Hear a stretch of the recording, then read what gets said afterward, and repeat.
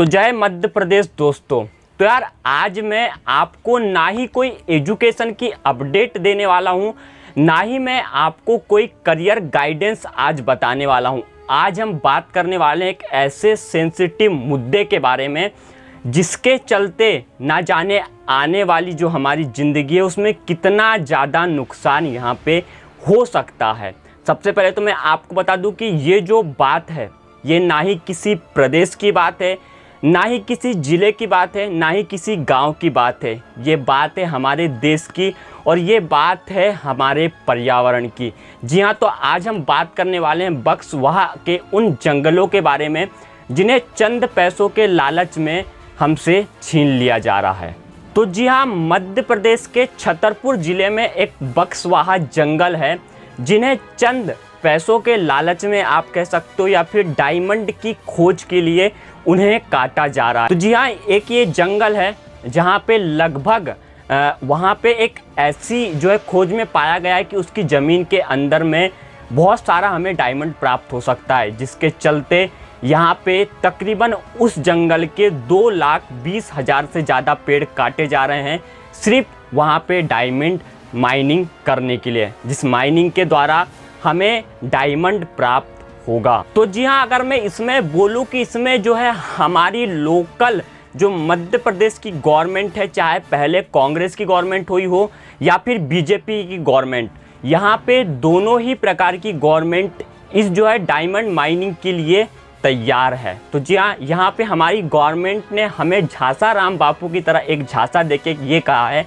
कि अगर वहाँ पे जंगलों को काट के जो 2,20,000 पेड़ है उनको काटने के बाद में डायमंड माइनिंग का काम चालू किया जाता है तो वहाँ पे मध्य प्रदेश के लोगों को एक रोजगार दिया जाएगा जिसके माध्यम से वो आगे बढ़ सकते हैं। लेकिन सबसे बड़ी सोचने की बात तो ये है कि क्या हम अपने पर्यावरण को काट के या फिर उनको असुरक्षित करके क्या हम पैसे कमाएंगे, तो वो कितना सही होगा। क्योंकि यहाँ पे बात एम्प्लॉयमेंट की नहीं है। रही बात एम्प्लॉयमेंट की, तो एम्प्लॉयमेंट हमारे मध्य प्रदेश में अगर मैं बताऊँ तो भाई अभी भी कुछ शिक्षक वर्ग के ऐसे लोग हैं या फिर कुछ भी ऐसी भर्तियाँ हैं जो कि अभी तक के जो लोग एप्लीकेबल रखते भी हैं उन लोगों को भी उस भर्तियों में नहीं डाला गया है। वहीं पे यहाँ पे कुछ चंद पैसों के लिए हमारी गवर्नमेंट जंगलों को काट के कुछ मुनाफे के लिए बोल लो या फिर जो है स्टेट गवर्नमेंट को इससे फ़ायदा होगा, ये मुझे नहीं पता, उसके चलते ये सब काम चल रहा है।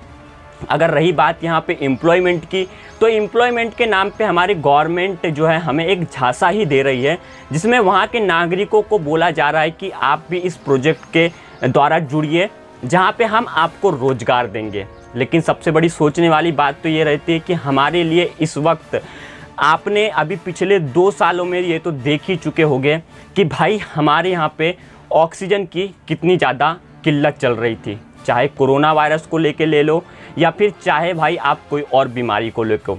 क्योंकि देखो यहाँ पे ऑक्सीजन हमारे लिए काफ़ी ज़्यादा महत्वपूर्ण है। ऐसे में अगर हम हमारे मध्य प्रदेश के छतरपुर ज़िले में जो बक्सवाहा के जंगल है वहाँ पे अगर हम 2,20,000 जंगलों के जो पेड़ हैं उनको काट देंगे तो आने वाले समय में न जाने हमें कितनी ज़्यादा ऑक्सीजन की किल्लत देखने को चलेगी। लेकिन मैं यहाँ पे बात कर रहा हूँ हमारे शिवराज सिंह चौहान जी के बारे में भी। उन्होंने जो है मध्य प्रदेश को काफ़ी अच्छा रोज़गार प्रदान किया है। मैं उनकी बुराई बिल्कुल नहीं करता हूँ, उन्होंने अपने तरफ से बेस्ट देने की कोशिश की है। लेकिन अगर हम एक तरफ देखें तो यहाँ पे मध्य प्रदेश हमारा बाकी सभी कामों के लिए अगर आगे जाना जाता है तो मध्य प्रदेश हमारा इसलिए भी आगे जाना जाता है कि हमारे मध्य प्रदेश में सबसे ज़्यादा हरियाली है। वैसे ही चंद जो है यहाँ पे पैसों के लालच में अगर हम अपने पेड़ों को काट देते हैं, कहीं ना कहीं यहाँ पे काफ़ी ज़्यादा नुकसान हो सकता है। बक्सवाहा में जो जंगल हैं वहाँ पे लगभग बहुत सारी ऐसे लोग रहते हैं जिनका रोज़गार सिर्फ उस जंगल पे निर्भर है। यहाँ पे बहुत सारे वन्य जीव प्राणी रहते हैं, शेर, भालू, चीता, जो भी आप वन्य जीव प्राणी को जान सकते हो वो वहाँ पे काफ़ी ज़्यादा मात्रा में पाए जाते हैं। ऐसे में अगर हम उनके जंगलों को काट देंगे जहाँ पे उनका रैन बसेरा है, आने वाले समय में हमें काफ़ी ज़्यादा किल्लतों का सामना करना पड़ सकता है। क्योंकि जब हम किसी का घर को छीनेंगे तो वहाँ पे जो रहने वाली प्रजातियाँ हैं वो ना चाहते हुए भी शहरी इलाकों में या गांव के इलाकों में आने के लिए मजबूर हो जाएगी, क्योंकि उनका रहन बसेरा जो है वो एक जंगल है और उसी को हम चंद पैसों के लालच में काट दे रहे हैं। इससे आने वाले समय में काफ़ी ज़्यादा नुकसान देखने को हो सकता है। यहाँ पे ये बात अभी फ़िलहाल की नहीं है, इससे पहले भी यहाँ पे कुछ विदेशी कंपनी ने यहाँ पे डायमंड है करके यहाँ पे इन्वेस्ट किया था। जैसे कि मैं कुछ कंपनियों का नाम नहीं लेना चाहूँगा, बाकी एक कंपनी जो सामने आई थी जिसका नाम है रियो टिंटो। अब इस कंपनी ने भी यहाँ पे डायमंड माइनिंग का काम चालू रखने की कोशिश की, लेकिन जो हमारे मध्य प्रदेश की कुछ यहाँ पे बहन बेटियाँ सामने आई, एक महिला वर्ग के लोग सबसे ज़्यादा सामने आए, जिसके कारण से यहाँ पे इस माइनिंग को रोका गया। लेकिन अब मुझे बताते हुए काफ़ी ज़्यादा दुख हो रहा है कि हमारे ही देश के बीच में बैठे कुछ लोग हमारे ही पर्यावरण को चंद पैसों के लिए बेच दे रहे हैं। और मेरे भाई, मैं आपको बता दूं आपकी जानकारी के लिए कि डायमंड हमारे लिए कोई भी ज़्यादा महत्वपूर्ण चीज़ नहीं है, लेकिन इसे हमने ही महत्वपूर्ण बनाया है। चाहे कोई टीवी ऐड को लेके हो जाए या फिर किसी चीज़ को, हमने हमारे माइंड में ऐसा एक बना लिया है कि सोने से ज़्यादा कीमती हमारे लिए डायमंड है। कुछ लोग इसे शादी विवाह के कार्यक्रम में बहुत ज़्यादा अहमियत देते हैं, लाइक अगर उनको मान लो गहने के लिए या फिर डायमंड की रिंग, जबकि रियलिटी तो ये है कि ना ही डायमंड देने से कुछ होता है, ना ही सोने की कोई महंगी वस्तु देने से किसी को कुछ फ़र्क पड़ता है। फ़र्क पड़ता है तो वो जो इंसान को हम दे रहे हैं उसको हमारे लिए क्या है और हम उसके बारे में क्या सोचते हैं। ज़रूरी नहीं है कि आप यहाँ पे डायमंड की रिंग या फिर डायमंड की कुछ चीज़ दोगे जब भी आपका रिलेशनशिप बेहतर होगा।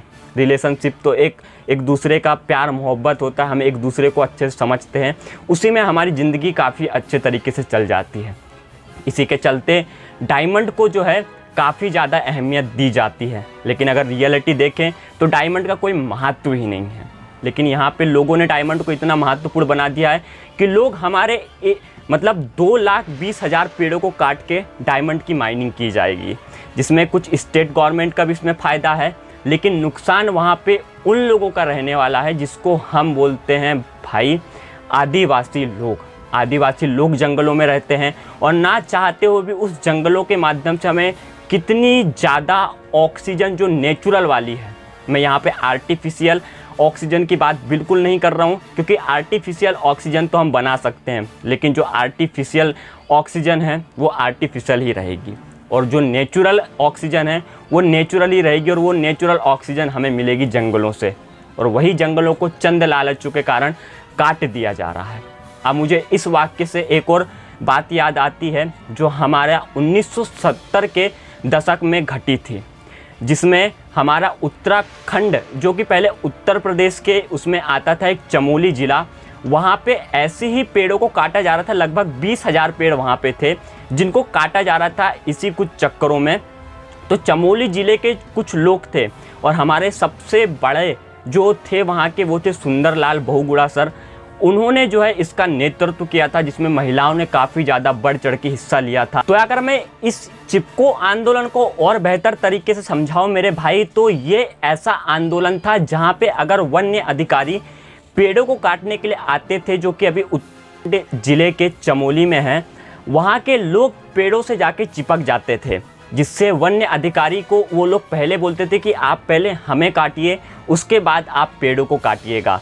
और ये हमें जो ज्ञान मिला है, ये ज्ञान हमें कहीं से बाहर से नहीं मिला है, हमारे ही मध्य प्रदेश की 5वीं या 6वीं की अगर आप टेक्स्ट बुक उठा के देखोगे तो वहाँ पे चिपको आंदोलन के बारे में बहुत अच्छे तरीके से समझाया गया था।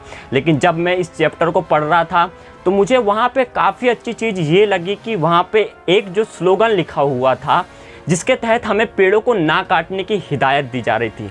उस स्लोगन में लिखा हुआ था कि आप अपने पेड़ों की और अपने पर्यावरण की ज़्यादा से ज़्यादा सुरक्षा करिए, उन्हें ना काटा जाए।